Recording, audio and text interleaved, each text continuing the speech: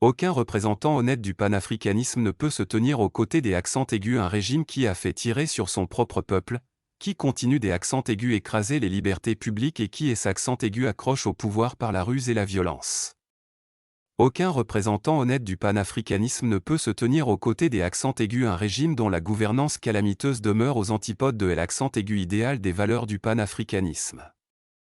Le panafricanisme authentique est un combat pour l'accent aigu émancipation des peuples africains, pas une tribune offerte aux autocrates pour se faire une image.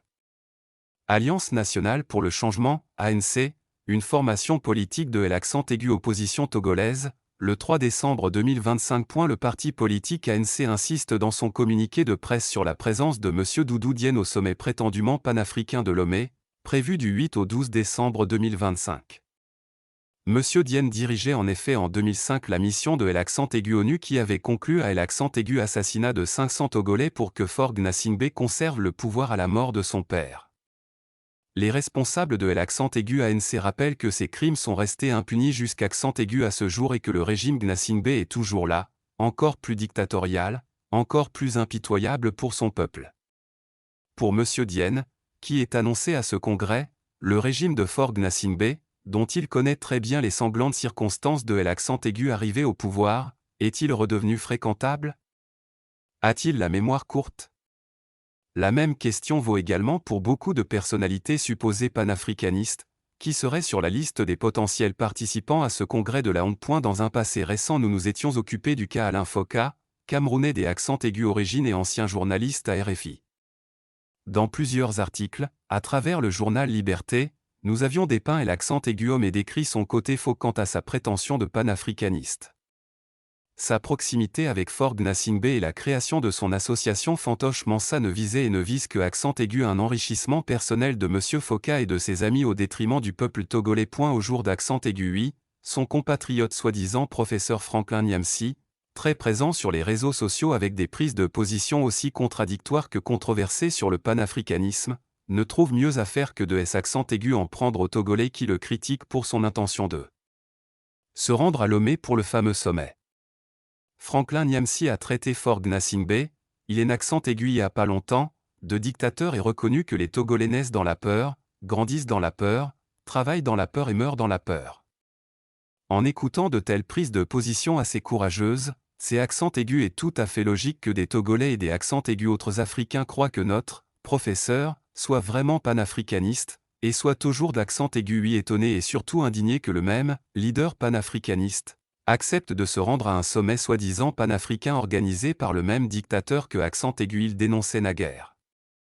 Il est allé très loin, sinon trop loin en traitant les Togolais de petits esprits.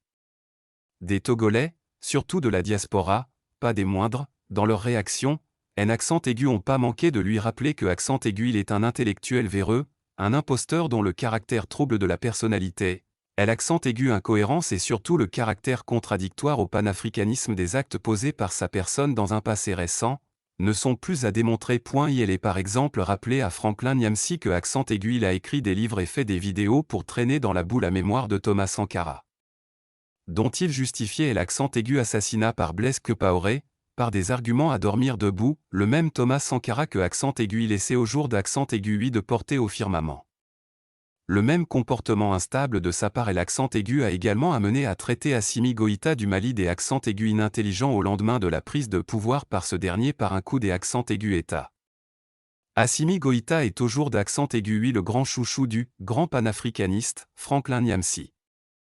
Notre pseudo-professeur qui clame haut et fort au jour d'accent aigu oui de dénoncer et de lutter contre l'accent aigu impérialisme français, fut le même qui soutint Guillaume Soro et Alassane Ouattara contre le panafricain des accents aigus alors Laurent Gbagbo. Franklin Nyamsi avait alors applaudi des deux mains quand la France de Nicolas Sarkozy aida à arrêter Gbagbo pour le conduire à la CPI à La Haye.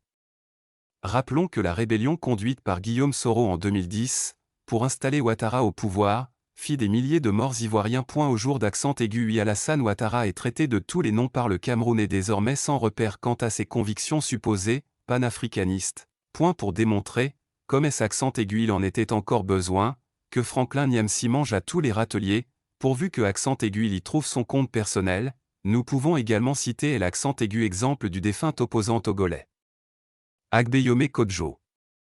En effet, M. Niamsi fut gracieusement payé à sa demande avant de parler du Togo et de l'accent aigu ancien poulain de Monseigneur Kpodzro, et les preuves sont là pour l'accent aigu attesté. Aux dernières nouvelles nous apprenons que Franklin Niamsi se réjouirait de la tentative de coup des accents aigus État au Bénin. Le Bénin connaît la démocratie et l'accent aigu alternance au sommet de l'accent aigu État depuis 1990. Il est l'accent aigu, il n'y aurait donc pas de raison pour un changement de régime dans la violence dans ce pays frère. Et quand un soi-disant amoureux de l'accent aigu Afrique, de son émancipation, se met à applaudir une tentative de prise de pouvoir par la force, surtout dans un pays qui est accent aigu en a pas besoin, on reste bouche bée et on se demande ce que veulent au juste les Africains. Et quel est l'accent aigu agenda réel pour l'accent aigu Afrique de nos panafricains de la dernière heure, comme Franklin Niamsi. Le criminel revient toujours sur le lieu du crime, dit-on. Alain Foka, dont nous avons parlé un peu plus haut, revient à Lomé avec son fameux projet Mansa en marge du non moins fameux sommet panafricain. Comme toujours, l'accent aigu argent des Togolais, qui tire le diable par la queue sur tous les plans, sera de nouveau distribué à tous ces aventuriers sans vergogne. À tous ceux qui viendront pour assister à ce sommet panafricain, dans un pays sous le joug des accents aigus, une dictature héréditaire impitoyable, le président du mouvement de libération, Freedom Togo, M. Kofi Annan, adresse un avertissement dans un communiqué publié le 4 décembre 2025. Vous et vos descendants payerez très cher ce mépris que vous avez accepté des accents aigus infligés au peuple togolais. Le panafricanisme et des accents aigus à bord est avant tout une valeur de défense de l'accent aigu identité africaine, de solidarité, des accents aigus humanisme et de souveraineté.